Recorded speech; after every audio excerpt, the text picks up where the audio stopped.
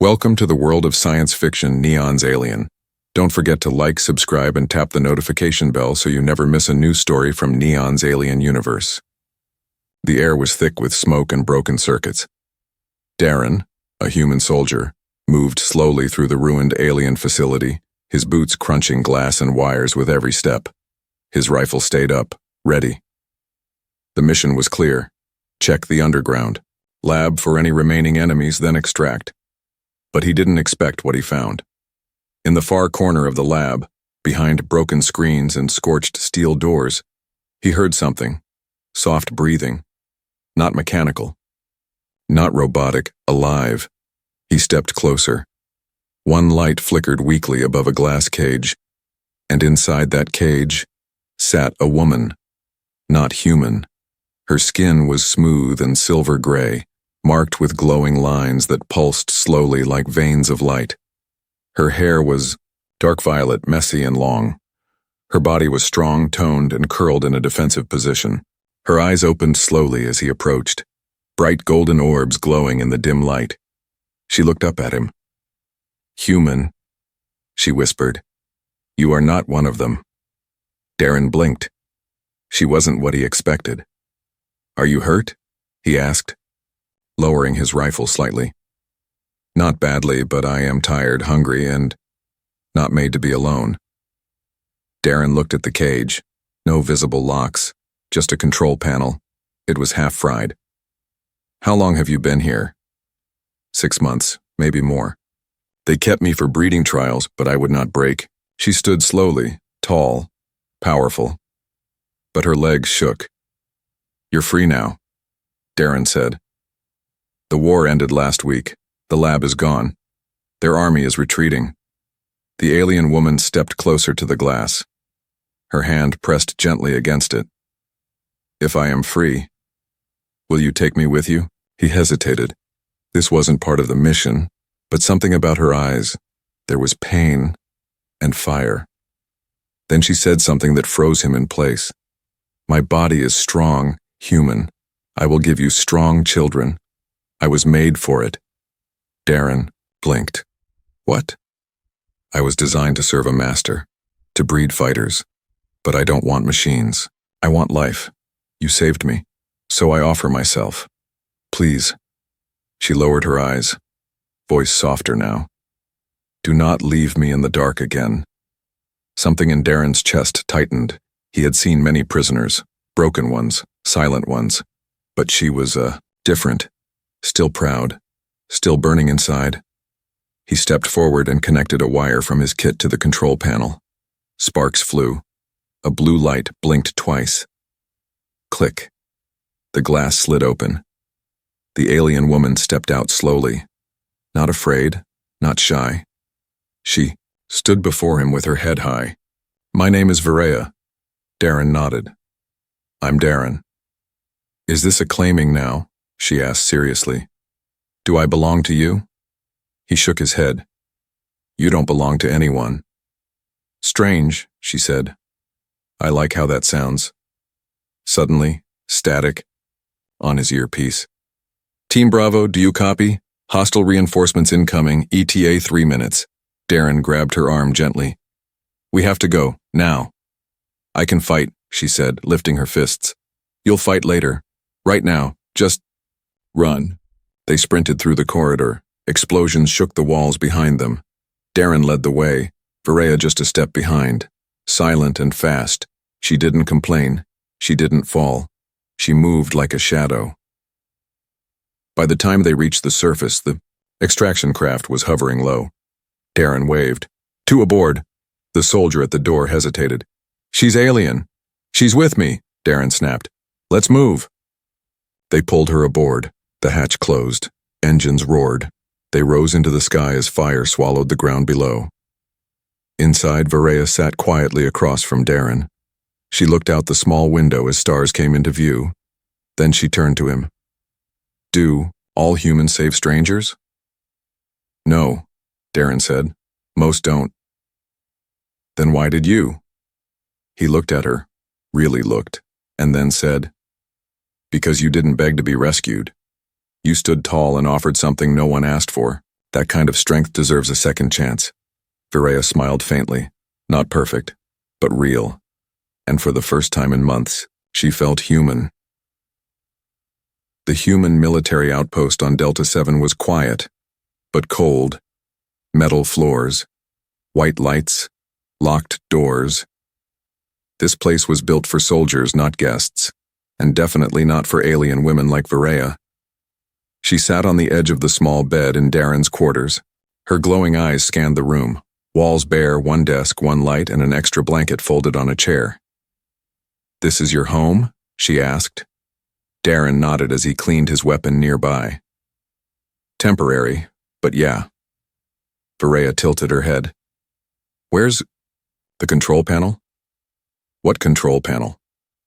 "The one for slaves. To punish them. Or reward them." Darren paused. His hands stopped moving.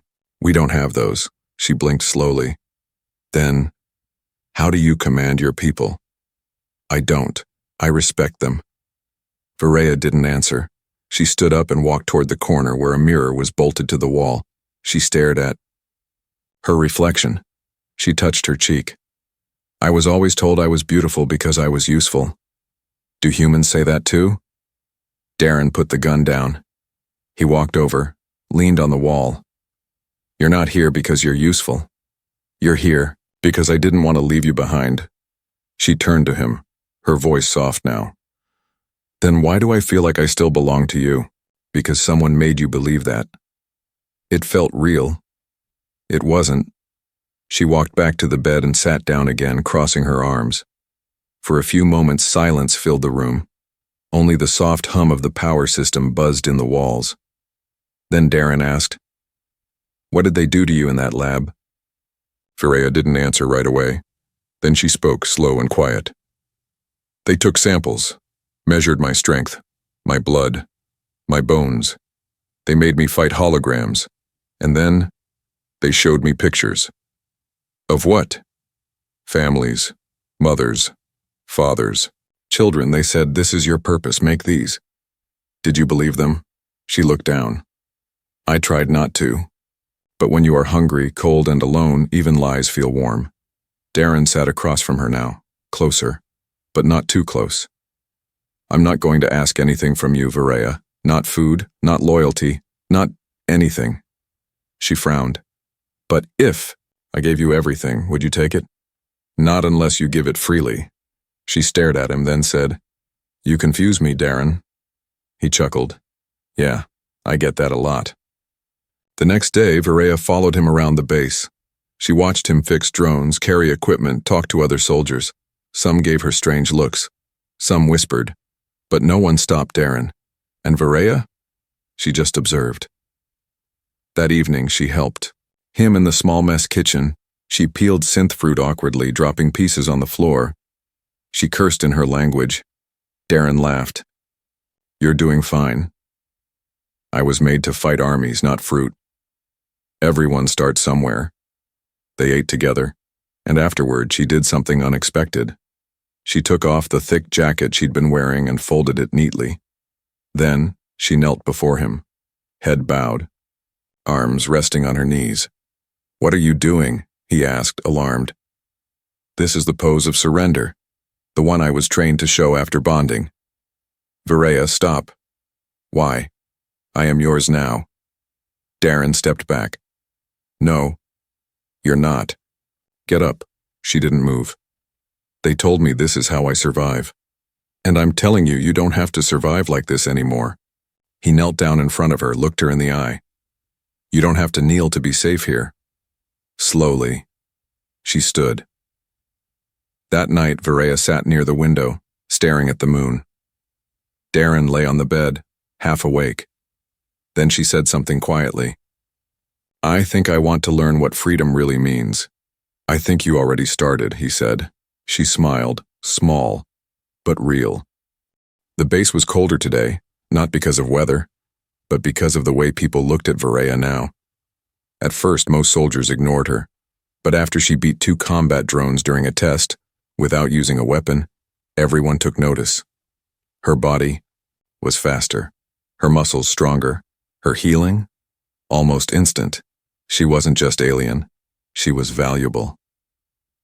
One afternoon, while Darren was checking the drone bay, an officer entered his workspace. Commander Ryle. Sharp suit. Cold eyes. "We need to talk, soldier." Darren stood. "Sir?" "That alien woman you brought from the lab. The higher-ups want her moved." "Moved where?" Ryle tossed a folder onto the table. Inside. "Bio-breeding initiative. Level 6. Clearance." "She's military property now," Ryle said. "She fits the profile. Genetically enhanced reproductive focus, adaptable DNA. Command wants her in the breeding labs." Darren's fists clenched. "She's not a lab rat." "She's not human either." Darren stepped forward. "She's alive, and she's under my protection." Ryle narrowed his eyes. "Be careful, soldier. You don't own her. You're just the one who found her." That night, Darren returned to his quarters angry. The moment he opened the door, Berea stood up from the floor where she'd been meditating. She knew something was wrong. What happened? He sat down, pulled off his gloves, and stared at the wall. "They want to take you." She tilted her head. "Take me where?" "Somewhere you'll never come back from." Berea sat across from him. "Are you angry at them?" "Yes." "Or at yourself because you can't stop it?" Darren didn't speak. Then she stood, walked to the small shelf where he kept spare gear, and quietly picked up a combat knife. Darren stood instantly. "What are you doing?" Berea turned to him, eyes glowing softly, voice calm. "If I must belong to someone, then let it be by choice, not fear." She knelt again, but this time not in surrender. She placed the blade on the ground between them. "This is not a weapon. This is a symbol. I choose to stay. And if they try to take me again, they will bleed first." Darren stared at her. This was not the same girl he found in the cage. This was someone reborn. "You don't have to fight. For me." "No," she said, "but I want to." A few days later, 2 guards arrived at Darren's door, orders in hand. "We're here for the asset," one said coldly. Darren stood in the doorway. "She's not an asset. She has a name. Step aside, soldier." "No." Behind him, Berea stepped forward slowly. She didn't hide. She didn't run. She stood, tall, unarmed, but ready. "If you take me, it will not be quietly." The guards hesitated. One of them looked unsure now. The other tightened his grip on his baton. Then, "Stand down!" Commander Ryle appeared in the hallway. He looked at Berea, then at Darren. "You've caused enough trouble, soldier. I protected someone who trusted me." Ryle paused, then handed Darren a datapad. "Sign this. Now she's officially assigned to your care. You're responsible if anything happens. She's your mission now." Darren took the pad, signed it, Ryle, walked off without another word. Back inside, Berea sat down and exhaled slowly. "You didn't have to sign for me." "I didn't sign for ownership," he replied. "I signed for protection." She looked at him long and hard. "You are unlike anyone I have ever known." "I hope that's a good thing." She smiled. "It is now." That night, no one came to take her. For the first time, she slept without checking the door. And for the first time, Darren watched her sleep and felt something more than duty, something he couldn't name yet, but it was real and strong. The collar was still there, wrapped tight around Berea's neck just above the collarbone, thin, black metal with glowing red lines. It didn't hurt, it didn't shock her anymore, but it was still there. A silent reminder of what she used to be. Darren had offered to cut it off many times. But every time she said, "Not yet." Until today, that morning. The sky outside the base was painted orange from the storm winds. Inside the small room, Berea sat in silence, staring into a cracked mirror. She touched the collar gently. "This was placed on me when I was 10 cycles old," she whispered. "They said it was a gift, that it meant I was chosen." Darren sat on the edge of the bed watching her carefully. Chosen for what? To serve, to obey, to give, without question. She stood and turned toward him. But now, I question everything. She walked to the gear locker and pulled out a small cutting blade. She held it up in the light. The metal shimmered like silver fire. Darren stood quickly. Are you sure? Varela nodded once. This time, I don't want you to do it. Then who will? Me. She sat down in front of the mirror again, took a deep breath, and brought the blade to the collar. The metal hissed as it touched the seal. Sparks flew. Her hands didn't shake. Her eyes didn't blink, and with a sharp snap, the collar hit the floor. Varela looked down at it. She didn't smile, she didn't cry, she just whispered, "Now I belong to no one." She picked up the collar and placed it on the table between her and Darren. "This is not part of me anymore." "You're free," Darren said softly. "No," she replied. "Now I am real." That afternoon, Varela walked through the base, without the collar for the first time. Heads turned. Some soldiers stared. One even saluted her awkwardly. But Varela didn't flinch. She walked tall, proud, unchained. Later, in the training yard, she joined Darren and 2 others in sparring practice. She didn't ask for permission. She didn't wait to be called. She picked up a training staff and stepped into the ring. She fought smooth like flowing water, strong, but smart. She didn't just win, she adapted. After each round, she offered her hand to help the others up. "I do not want to defeat," she told them. "I want to learn." That evening, as the sun dipped low, Varela stood outside the bunkhouse and stared at the horizon. Darren approached slowly. "How does it feel?" "Light," she said. "And a little strange." "You were never a thing to me, Varela." "I know, but I didn't know how to see myself like that. Until today." She reached into her pocket and pulled out something small, a folded strip of red cloth. "I kept this from my cage. It was used to blindfold us. I never let it go." Darren looked at it. "Why?" "Because it reminded me that I survived." She paused, then handed it to him. "But now I don't need reminders. I need direction. Where do you want to go?" "Forward," she said simply. "With you." He hesitated, then took the cloth and tied it to his belt. "Then let's go forward, together." That night, as she lay on her bed, Varela whispered, to the ceiling, "I choose my path, I choose my name, I choose him." And for the first time, her dreams were not filled with commands or cages. They were full of stars. The night was quiet, too quiet. No wind, no system alarms, just cold air and blinking red lights across the Delta 7 outpost. Darren was fixing a damaged comms panel outside the main gate. Beside him, Varela stood guard, arms crossed, her golden eyes scanning the darkness. "Something feels wrong," she said softly. Darren nodded. "Same here." Then, boom! A blinding flash lit the sky. The far west wall exploded in fire and smoke. "They found us," Darren muttered. Varela was already moving. Fast, no hesitation. Enemy raiders, ex-military mercenaries, rushed through the broken fence. Heavy boots, pulse rifles, loud war cries, more than 20, against maybe 10 guards. One soldier shouted, "They're inside." Another screamed, "Take cover." Panic spread, but Varela didn't run. She charged.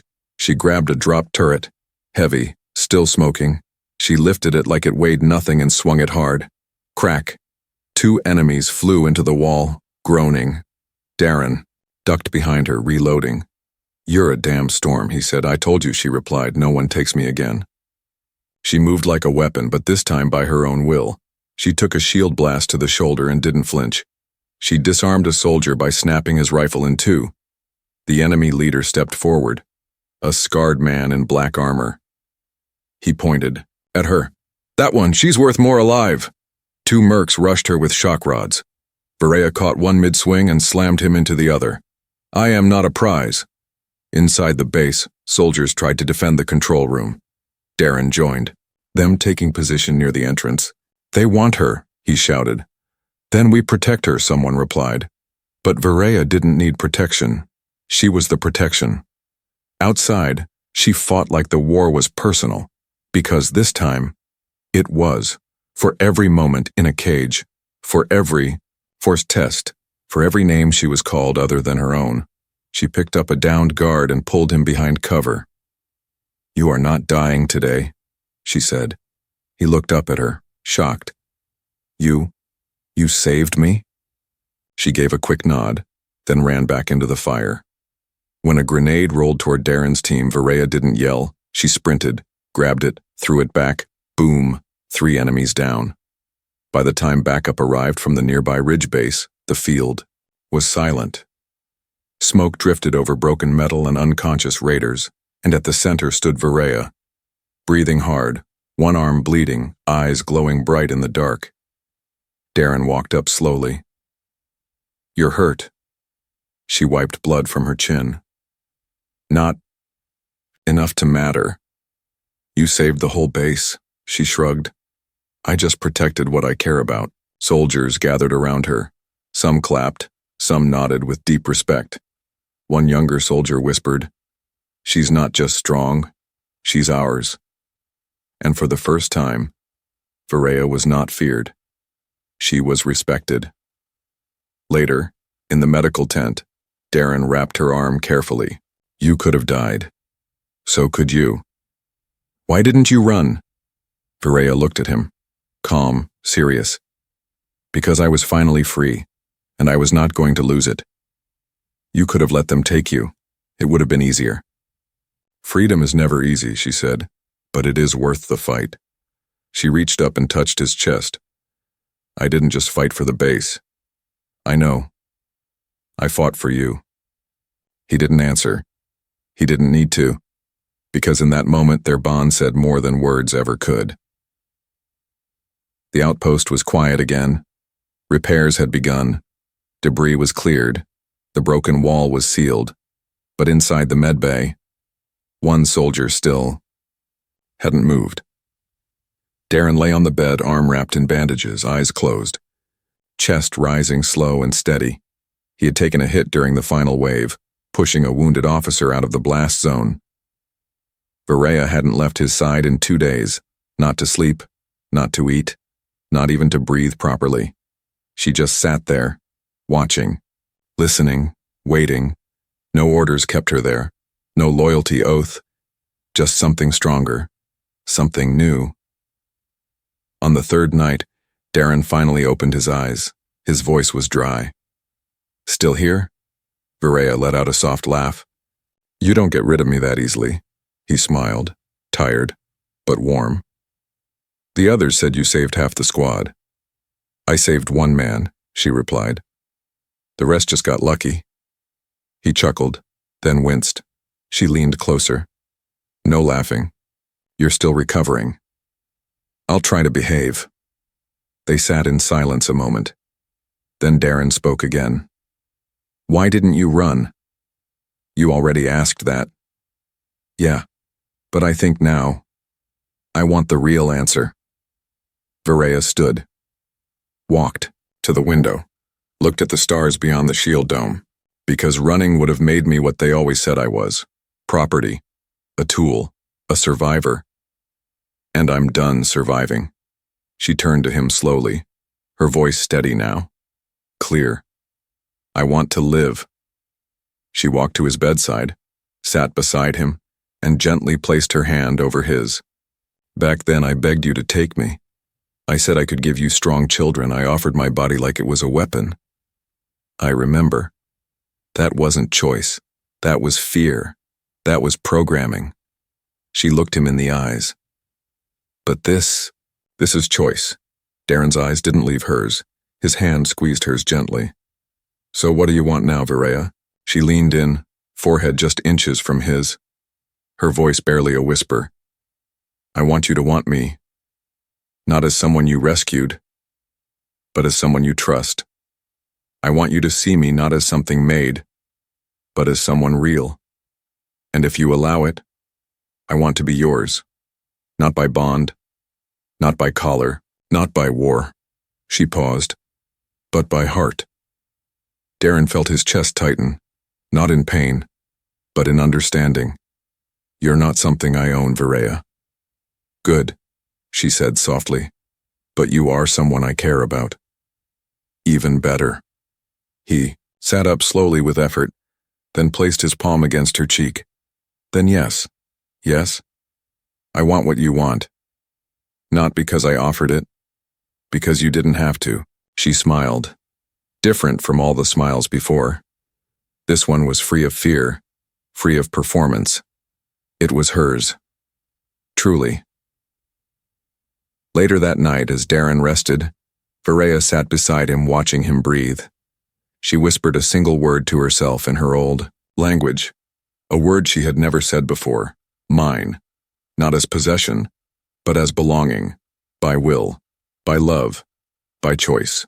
5 years later, the battlefield was gone.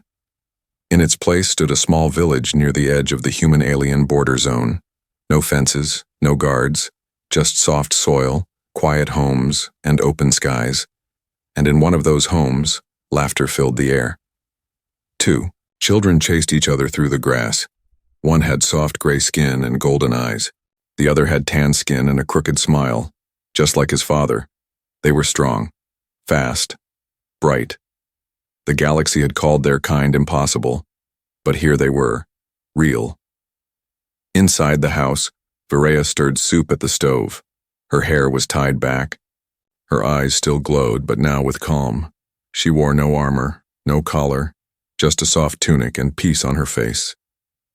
Behind her, Darren leaned in the doorway, wiping dirt from his hands. They almost knocked over the water barrel again. Almost? I said almost.